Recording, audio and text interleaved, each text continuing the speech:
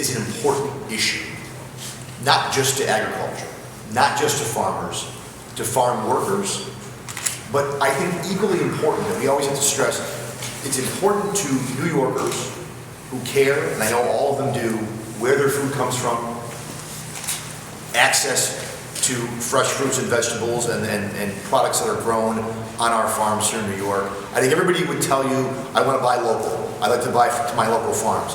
What we are here to talk about today directly impacts that ability to make sure that we're eating and supporting local farms, because it'll make it harder and more costly for our farmers to do just that.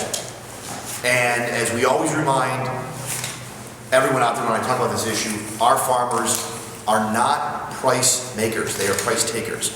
They do not get to set their own prices. The market, these are commodities, they get set for them, and if it costs them double what it costs someone else in a different state or different country to grow that same tomato, grow that same apple, produce that same gallon of milk, then they either have to eat that cost or it's not their product on the shelves at Wegmans or on the shelves wherever.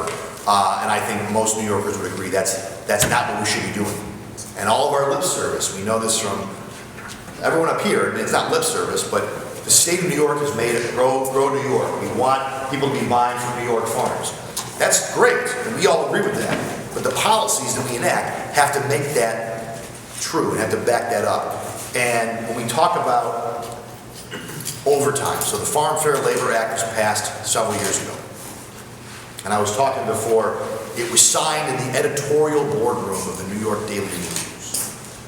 And I always found that interesting, because I would have thought if you were signing a piece of legislation that was going to make life better for agriculture, better for farm workers, better for farmers, you'd do it on a farm. You'd do it surrounded by farm workers. They didn't do that. They signed it. The governor signed it, surrounded by journalists and activists in Manhattan.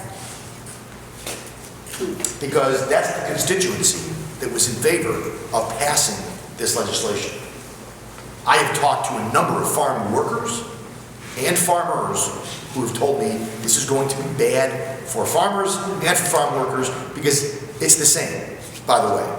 Their workers want to be here working as many hours as they can, making as much money as they can, and they come back, many of them, year after year, because they're treated right, because they're part of their families, because they're part of the operation. They could go other places, they come back because they are treated right. In her State of the State, the governor mentioned an overtime credit that she was introducing for farmers. Now, I'll say, good, bad. It was great, and she spent about 3.5 minutes talking specifically about agriculture, because I can't remember a State of the State from her predecessor that ever even glancingly mentioned farmers or agriculture. So that was good, that there was a special section that our agriculture had in the speech. The problem that I have is that I'm worried that the governor was telegraphing when she talked about an overtime credit for farmers, that she was telegraphing that this wage board, which is due to make a decision this month, is going to lower the threshold from 60 to 50 to 45 or even 40 hours. That would be, I believe, an apocalyptic move by the wage board to lower the threshold, certainly at all, but I would say if they get anywhere near 40 hours, that is going to result in less farm workers coming to New York. They will go to other states where they will be able to get more hours, because the reality is our farmers cannot just pay overtime of 20 hours of overtime. You have to make hay when the sun shines. The farmers, workers have to be out working when weather is cooperating.